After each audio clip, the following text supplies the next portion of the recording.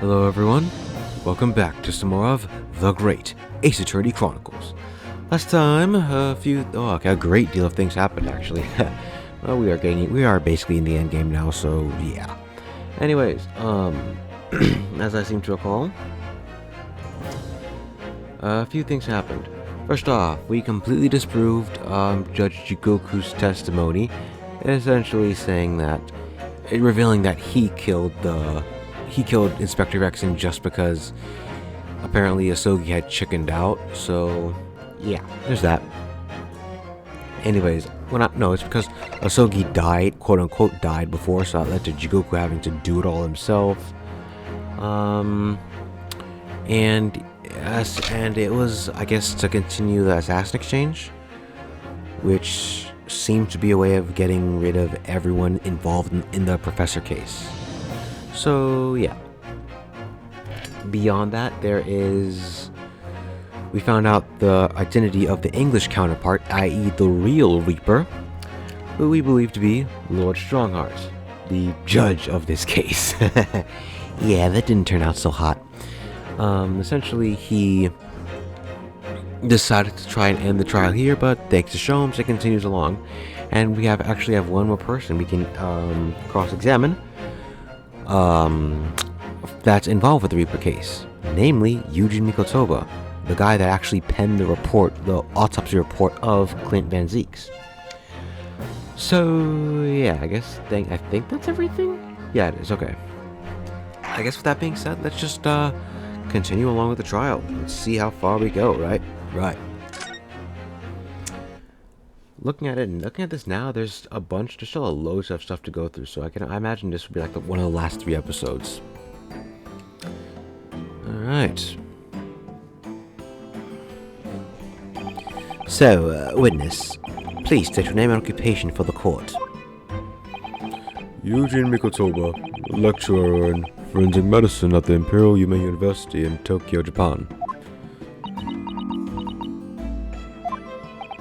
And, Professor Mikotoba, the young lady beside you is...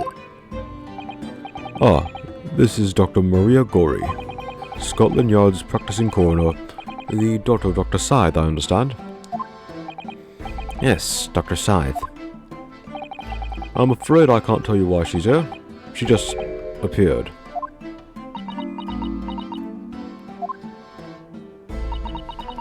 You summon this strange Japanese man as a witness to that autopsy. But you don't summon Mama. That makes no sense. She was there too. That's about the size of it. I've had her eyes boring to the side of my cheek constantly, whilst I was in the antechamber too. Poor man. The idea of it's making me shudder. The revelations about Dr. Scythe that came to light some days ago defile the reputation of the entire judiciary. She was therefore deemed unfit to appear as a witness in today's proceedings. The Ministry of Justice's decision on that is final. Well, we wouldn't want any more perjury to be committed, would we?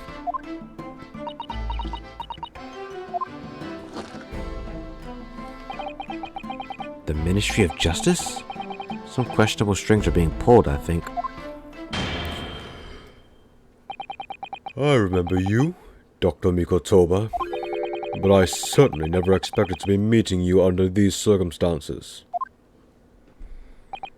Yes, sir. It's been a long while, Lord Strongheart.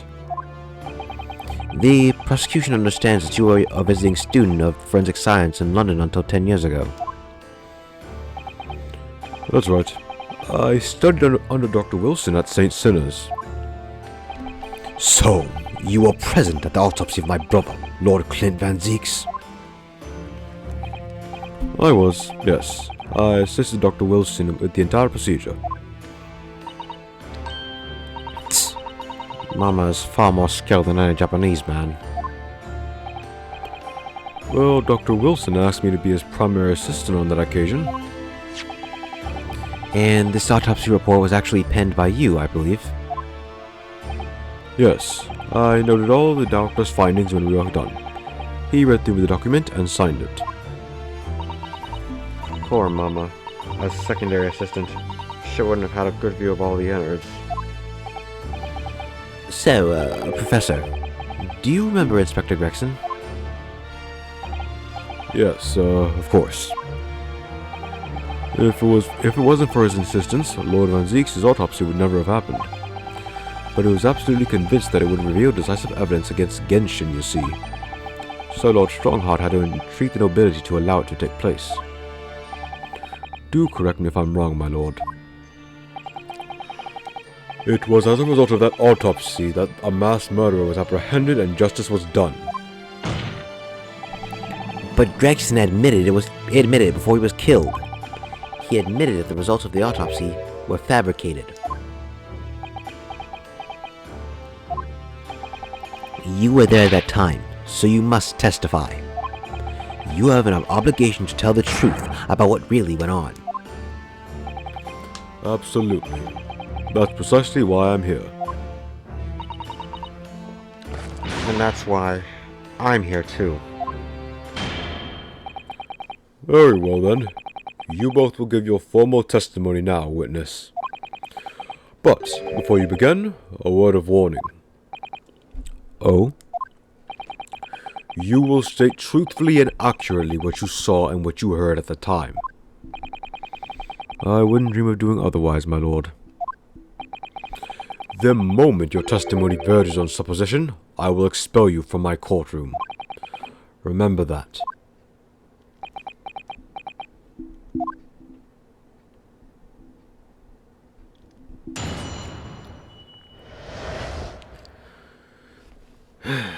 Alright then. The autopsy of Clint Van Zeeks. Let me actually see the autopsy before I do anything there. There. Clint Van Zeeks, male, 33, British, 31st of May, 9 at midnight.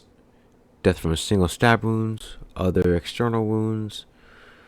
Recent scarlet ink stains on the right hand, but no document was found. And everything was recovered for his stomach. Okay. No internal trauma noted anywhere on the body. Alright. Now let's see what we have to say. From my own observations, I couldn't say there was any indication of the autopsy results having been fabricated. Death resulted from a wound made by a Western-style sword transfixing the heart. That I found a little strange. There were no other signs of internal injury. Nothing questionable at all. It was just that beautiful but dangerous piece of evidence removed from the man's stomach. Presumed to have been swallowed by the victim as a way of posthumously identifying his assailant.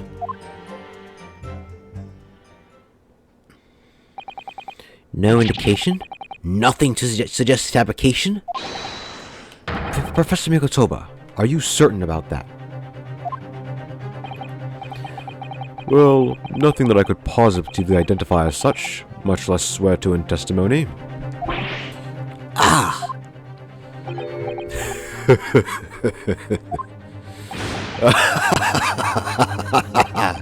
Well, that clears things up nicely.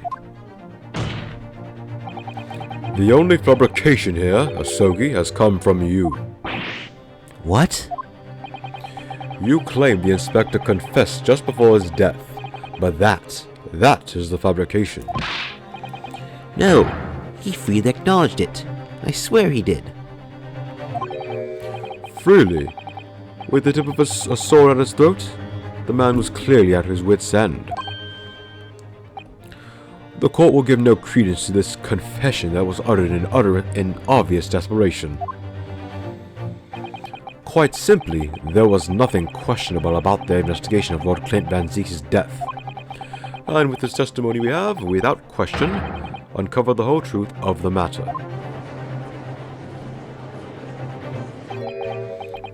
If I may, my lord.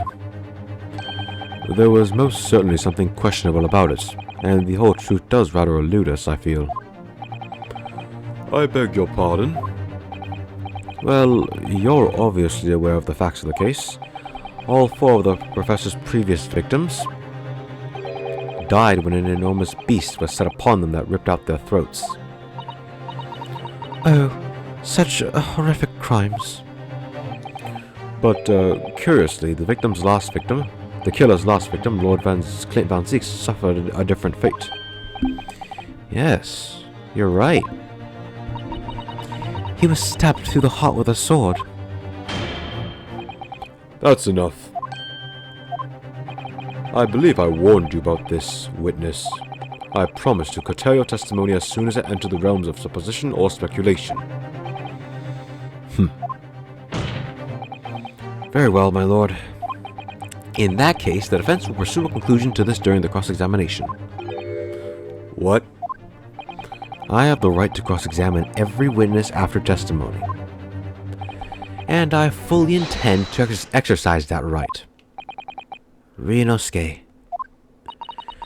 I'm afraid that even the presiding judge has no authority to contravene the letter of the law, as I'm sure every member of the judiciary present in the gallery would agree.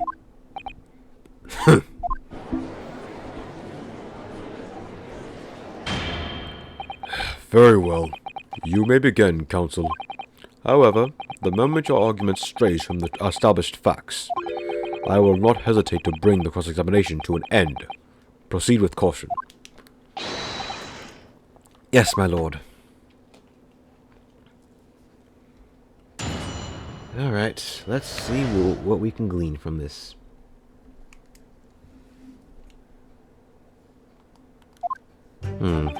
There is something I wanted to look at, actually. Statement... this one here.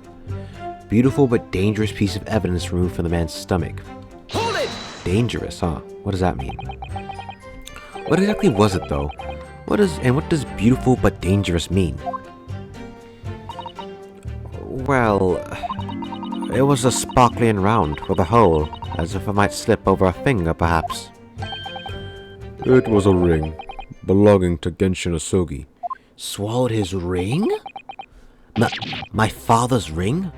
Was inside the victim's stomach? When was this? How do you swallow somebody's ring? At the time, Genshin wore a large ring on the digitus of the quartus of his left hand, the fourth or ring finger. I had understood that it was some sort of keepsake. When my father left Japan for London 16 years ago, I was 8 years old. But I remember that ring. You do? My father's possessions were sent to our family home in Japan after his death, but the ring wasn't among them. Obviously not. It was a key piece of evidence. It remains under lock and key in the stores at Scotland Yard to this day. After the autopsy, Genshin was summoned by the police to check for the presence of his ring. It wasn't on his hand, of course. Moreover, wait, what was it? Moreover, there were deep abrasions on the finger where it had been pulled off. Abrasions? It was yanked off? They arrested the man there and then, right before my eyes. How could they? I brought the ring along with me today. What? How? What? Here it is. A bit dusty from the years in the stores. Good gracious, yes, that's it. I haven't seen that in 10 long years. And that was found inside the victim's stomach? Yes, I'm afraid so. Let me see that again. You hesitated there, Professor Mikotoba. Is there something... should we read something into that? Well, it's just that, thinking back now, I didn't actually witness the moment it was extracted from the victim's body. Oh my! Really? At that precise moment, Dr. Wilson had asked me to fetch him a new scalpel, you'll see.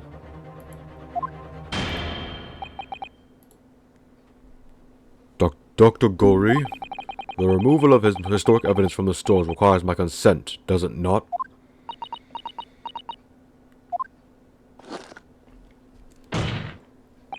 However it came to be here, the court cannot deny that this is crucial evidence for today's proceedings.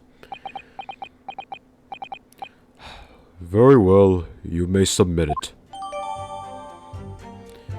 Yeah, The ring belonging to Genshin Asogi, the claws clasping gem looks sharp enough to cause a very nasty distraction. There it is! That's what it is. Let me see this again. Let me look at this ring, actually. Because...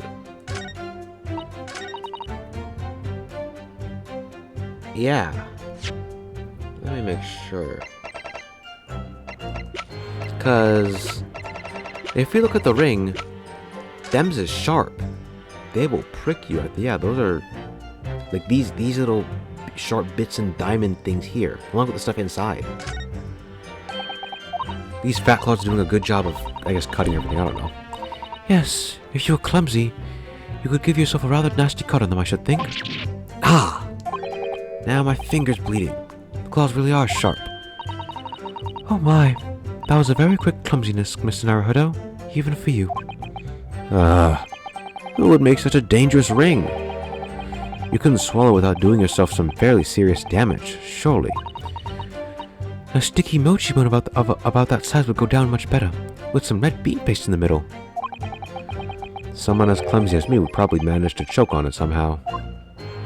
Yeah, and in the autopsy report, it literally says there were no other signs of internal injury. Yeah? Really? You swallow this and you get no internal signs of injury? You better go, better go buy a lotto ticket or something. No signs of internal injury, and you swallow this ring? Really? Seriously? Like... objection! There it is, yeah. His insides should have been cut to shreds with this. The court has heard that the ring was extracted from the victim's stomach. But you didn't actually see it being removed, did you, Professor Mikotoba? That's right. As I said in my testimony before, at that moment I was fetching a replacement scalpel that Dr. Wilson had requested. In other words, you can neither confirm nor deny whether this ring, in fact, really came from the victim's stomach or not. What are you suggesting, counsel? That the ring was never in the victim's stomach to begin with. It's entirely feasible that Dr. Wilson fabricated that detail about the autopsy. What are you saying? That Dr. Wilson... That Dr. Wilson was in possession of the ring in advance, after it was somehow stolen from Mr. Asogi. And he produced it during the procedure, pretending to have found it there and then in the victim's stomach. Objection! Supposition at best. What possible evidence do you have to support such a rash claim? This evidence, right here. That's the autopsy report. It's explicit in the report, counsel. Other than the ring, nothing unusual was noted internally. So I'm not sure how you intend to prove your point. That's the point. You've already done it for me, my lord. The lack of internal injury says it all. What? To swallow a ring of this size would require considerable effort and determination. And in addition to the size, there are sharp claws around the gemstone to contend with. My brother was a determined man, and on the brink of death. Even more so, I'm sure. He would have stopped at nothing to ensure that evil killer was brought to justice. But if he really had swallowed that enormous ring, it's inconceivable that no traces of its passage down his throat would have remained as internal trauma. No!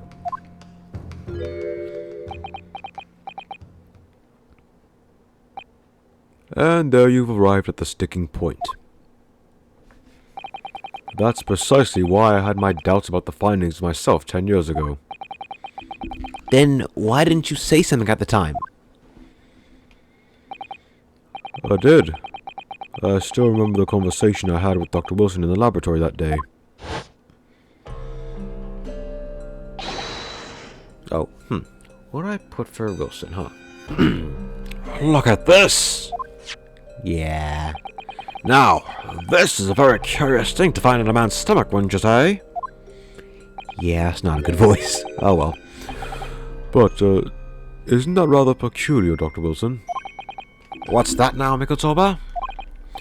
Well, if he swallowed a ring of that size with those sharp metal claws that it has, Surely you would expect to see some damage to the throat and esophagus? Torn mucous membranes at the very least. Dr. Mikotoba, may I remind you that I have vastly more experience than you. What? I'm terribly sorry. Should have said something more. Well, I guess you couldn't, but you should have said something more. Literally, like, I have vastly more experience than you. So you're telling me that that big thing with sharp, I guess claws at the ends, at multiple ends of it, didn't cut him as he was swallowing it? I can think of plenty of ways to explain why no injuries would be seen. No, let's say this. The victim would appear to have ingested the item as evidence to identify his assailant. Go ahead, write it down.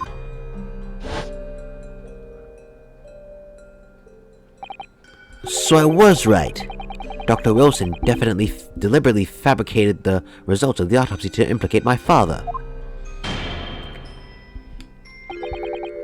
I'm disappointed, Counsel. That argument is nothing more than speculation. What? Dr. Wilson was Britain's leading authority on forensic science and autopsy work. There is no scientific basis on which to doubt the man's expert opinion. Pardon the interruption, my lord, but damage to the mucous membrane of the throat is easily identified even in living subjects. They're using a device called an endoscope, recently demonstrated in practical use in France. I want one. The government can pay. I don't think so. And Dr. Gorey, rest assured that your removal of evidence from the stores without permission will not go unpunished.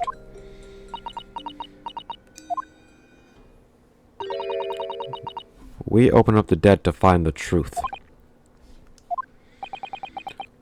I beg your pardon?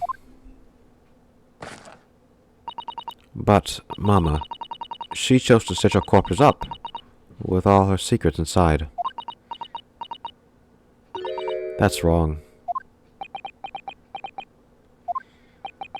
Dr. Gorey, it's looking as though she's chosen to walk a different path to her mama.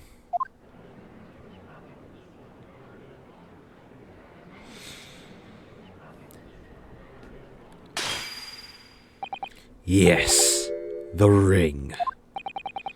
What about the ring? I've just remembered something. An earlier incident. What incident? The one I recounted to you before, about a memory I have. Of Genshin Asogi saving my life. What? My father saved your life? It was 10 years ago, on a foggy night. Genshin and I were walking down some back streets at a late hour. All of a sudden... Don't make a peep. You are coming with us. It's like, what, an hour before I normally record, so apologies if the voices are a bit off. I have a lot more energy than before. Sorry about that, had to do something for a moment. All of our assailants were armed with pistols, their faces obscured by scarves.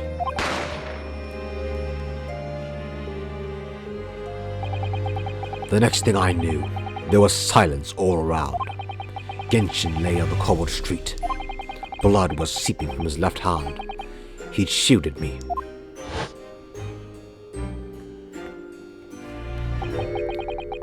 It was on the ring finger of his left hand that he used to wear that ring.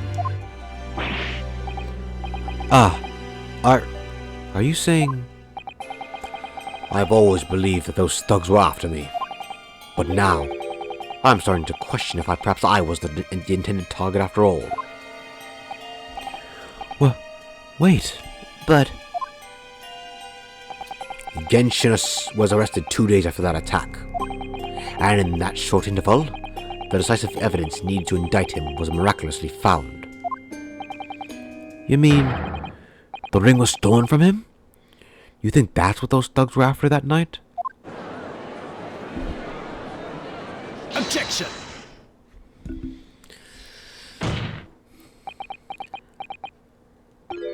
You pathetic coward. You expect me to believe that you weren't involved? What do you mean by that? It was you, wasn't it? You're the one who took it. You stole my father's ring. You set the whole thing up so you could paint him as a mass murderer and have him arrested. This is his brother's autopsy. Did you think he would literally do that? Kazuma, open your eyes. Ryunosuke? You must know deep down. The truth can be completely obscured even when your judgment is only slightly clouded. But at the moment, you seem to be floundering through a dense fog. Is that why you were so insistent that I should be present in this trial? To see you like this?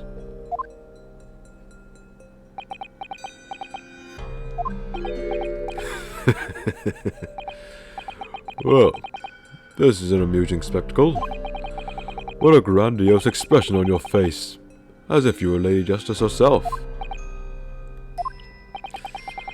It seems you've thoroughly convinced yourself of this alleged fabrication of the autopsy results. So much so that you're apparently blind to the blatant contradiction that would be born out of it. What? Though it's extremely hard to believe, let us imagine that there was some misconduct during the autopsy. If that were the case, why would Asogi not have disputed the findings in his trial? Oh.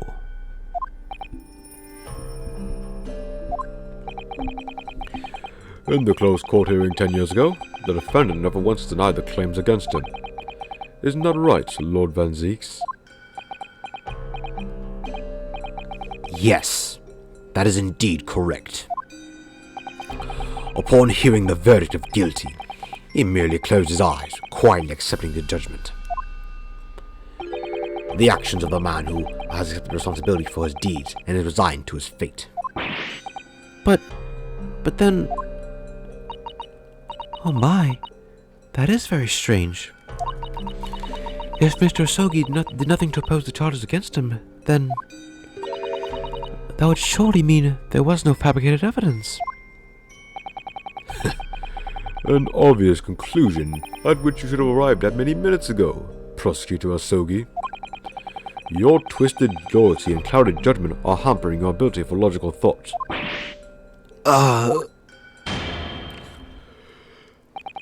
Genshin Asogi's silence at his hearing can mean only one thing. There was no fabrication of evidence during the autopsy of his final victim 10 years ago.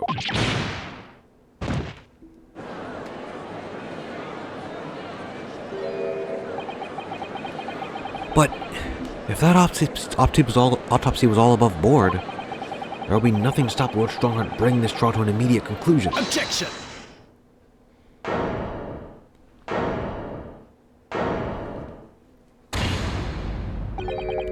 Thank you, Ryunosuke. If it wasn't for your frank words just now, this trial may very well have ended prematurely. Kazuma? What's the latest absurdity, Counsel? My lord, your reasoning is perfectly sound, but for one giant hole. I beg your pardon? You claim my father's silence was due to the fact that there was no fabricated evidence. But there's another possible explanation. You've overlooked the possibility that he had a reason for maintaining that silence. Objection! Silence that would lead to him being convicted and sent to his death? If the autopsy results were invention, there's no conceivable reason why the man wouldn't have protested. Objection! Oh, those results were an invention, all right. There's no question of that. Or are you forgetting that two people with a connection to the autopsy have been assassinated? If I force the grievances I feel from my mind, I start to see you in a very different light. I think perhaps it's you who's been living in delusion these 10 years. Me? Kazuma-sama has created one last chance for us here, Mr. Naruhodo. If we can only show there was a reason for his father's silence in that trial. A reason why the man would have said nothing even though he was innocent? Could it have been part of some negotiation, perhaps? Enough rhetoric. The court must be shown evidence. What proof do you have that could possibly explain Asogi's silence in court? Huh. Well, let's see. Oh, wait. God, no doubt. It's, where was it? Too far. No. Yes, this. Yes, the dismissal notice. Yeah, here it is, okay. Because jailbreak plot was conceived, aiding and abetting an escape, yeah. It's because he knew even if he was guilty, he'd be able to just leave. So, is this. He didn't think he would die. It's true that Genshin Asogi's silence during his trial resulted in his conviction. But that didn't actually lead to his execution. On the contrary, it led to his escape. An escape that was only possible because he'd been sentenced to death. Although I find it hard to believe my father would have negotiated in that way, the defense is correct. A fake execution, falsification of a death certificate, and a jailbreak inside a coffin. Clearly, such an elaborate plan couldn't have been carried out by my father alone. He must have had the help of a collaborator from the judiciary. I have here the dismissal notice of the chief warder who was working in the prison at the time. The notes read, there are indicators that the jailbreak was in planning prior to the inmate's incarceration. In other words, there were suggestions of some sort of negotiation between Mr. Asogi and the British government. In exchange for his silence in court, he was given an assurance that he would be broken out of prison. Yes, with that sort of clandestine agreement in place, I can imagine he would have kept very quiet. I would go further than that, in fact. I would say that the elaborate jailbreak of Mr. Asogi can be explained in no other way.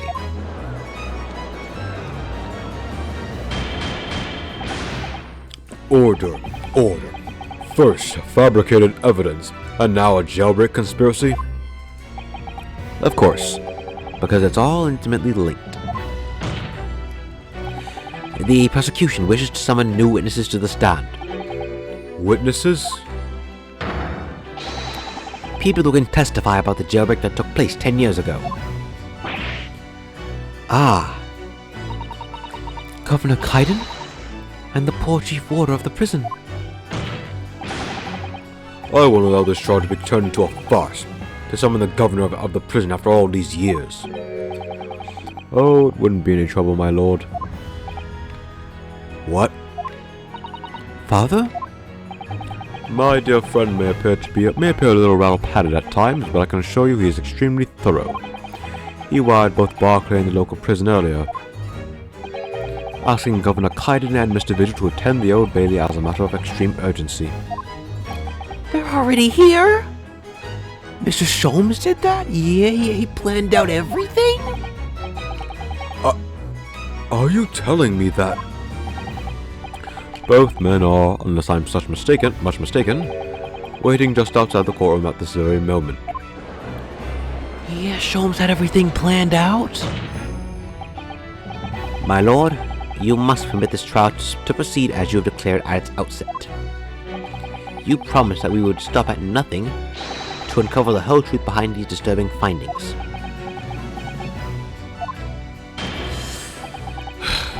Very well. Bring in the witnesses. Make no mistake, I too would like nothing more to lay this business to rest once and for all.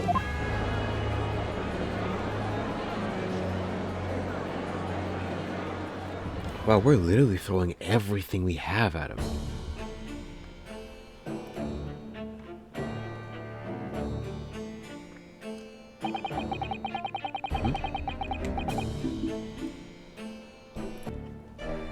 Sorry for that. Had to deal with something. Well, then again, you guys wouldn't notice. You guys wouldn't notice anything, would you? Oh well. Anyways, would the new witnesses state their names and occupations for the court, please? Aye, Barry Kaiden, Governor of Barclay Prison. Everyone calls me Gossip. I sell Jontilo. Your other persona, if you don't mind. Oh, I do beg your pardon. Of course.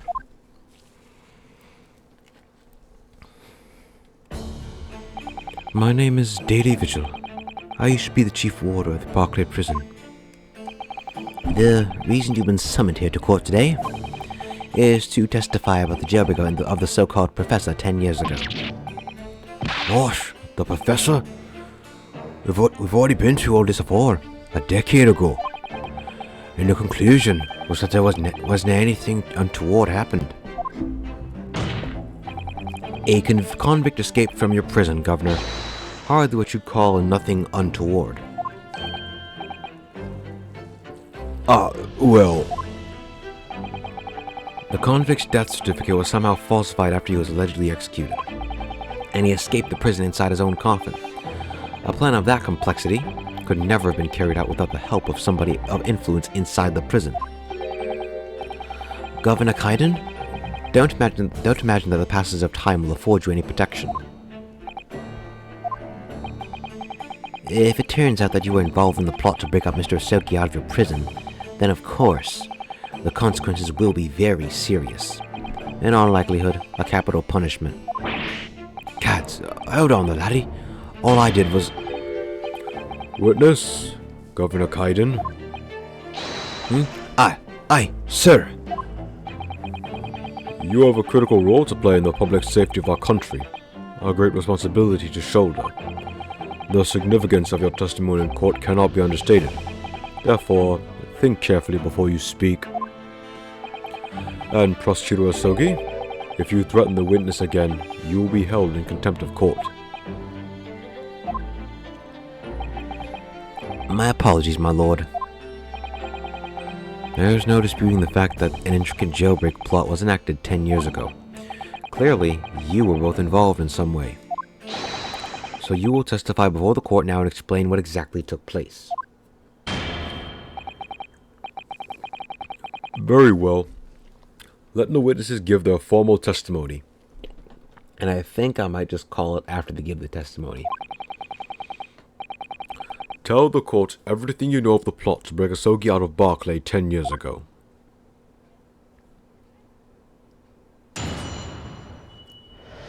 Alright, so we'll listen to this testimony, and then right as the cross-examination starts, we'll just, I'll just end things there, I guess, yeah? Yeah.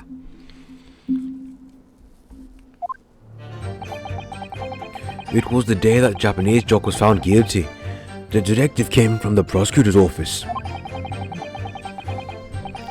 I assigned the convict to the chief warder Vigil here, and put the plan into action behind the scenes. I was responsible for Sogi right up until the night of his execution, but I knew nothing of any plot. I didn't care if there was some negotiations between the convict and the prosecutor's office. All I did was carry out my duty for Her Majesty's Great British Empire.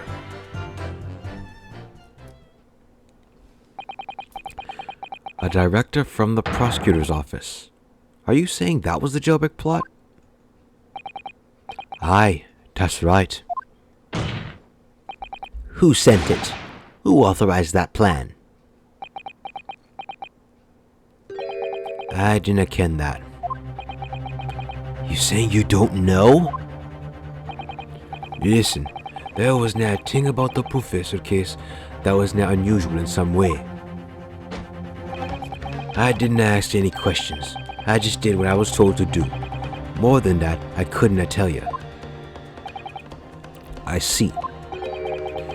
But if the jailbreak plan originated from the professor's office, the prosecutor's office, then one thing is very clear. As suspected, there were clandestine dealings going on between Mr. Sogi and that office. The jailbreak was promised in exchange for Mr. Sogi admitting to his crimes he didn't commit.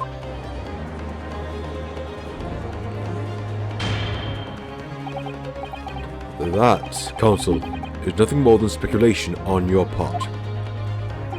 So, let me ask the defense. Oh, yes, my lord? I fail to see how these witnesses could have any more pertinent information here. Do you intend to assert your right to a cross-examination? Absolutely. I have no intention of squandering a single opportunity, my lord. It seems all you Japanese are fiercely tenacious. Very well. Proceed, Counsel. Alright, so I guess we'll finish this cross-examination next time then. So yeah, next time we're going to, I guess, do this cross-examination and yeah, we'll see how far we go. Looking at it now, there isn't too much. There's a few more stuff we gotta look over, but yeah. So I guess maybe next episode will be the either final episode or like the second to final episode. So yeah. Anyways, that will be it for this episode. Let me make sure I saved. There. So yeah. I guess with that being said, thanks for watching, and I'll see you all next time.